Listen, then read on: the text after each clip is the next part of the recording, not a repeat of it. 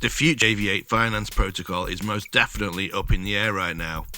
The Truth Seekers KYC agent, known as RM3, is currently investigating Josh and his team to make sure that the funds are still there and to reassure investors that they haven't been stolen. RM3, also known as Rob, has been given access to the centralized exchange accounts that Josh was using. According to Rob, the trade logs that he's been given show thousands of transactions, which is in direct contrast to what Joshua was telling us.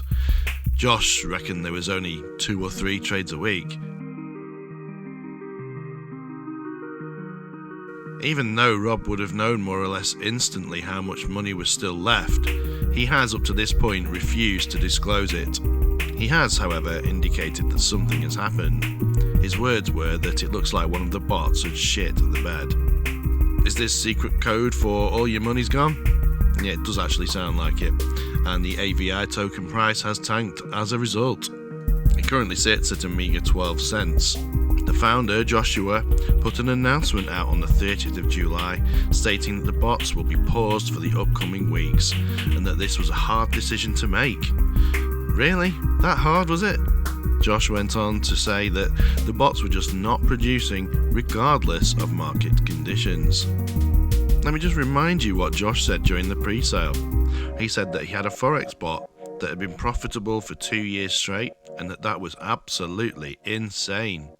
He also said he had crypto bots that had been profitable for a year and a truth bot that had been profitable for 4 months.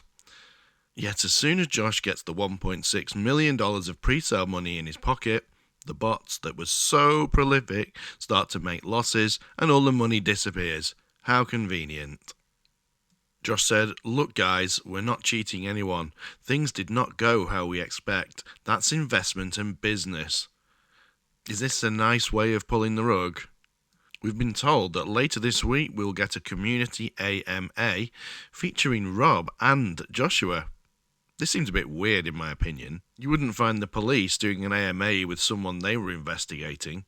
This, plus the time it's taking to actually get to an AMA, suggests that in some way Josh and Rob are working together.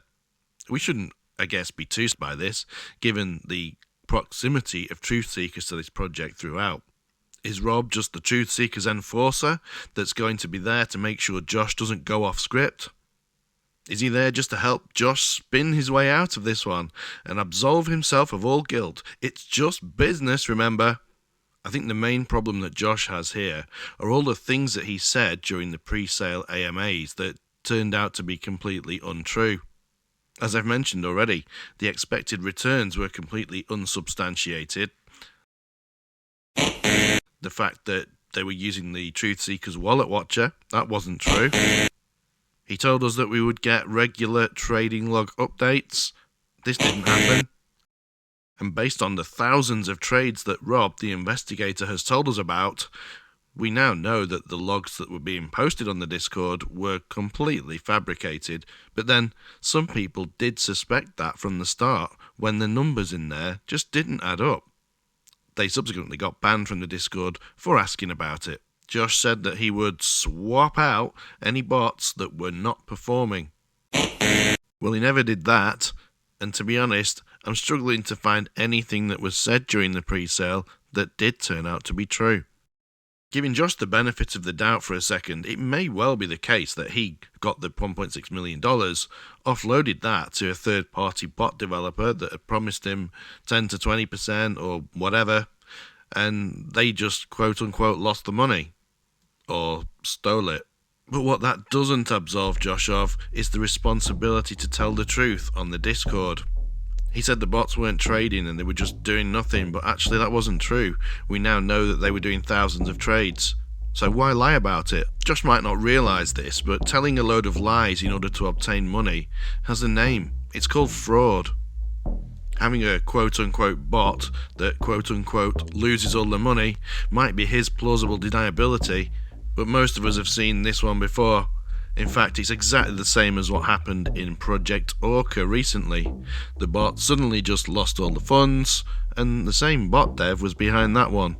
I'm convinced more than ever that Aviate Finance is a scam, and the longer that truth seekers perpetuate this investigation, the more complicit in it they look. If there are any further updates, I'll keep you posted, but until then, thanks for watching and goodbye.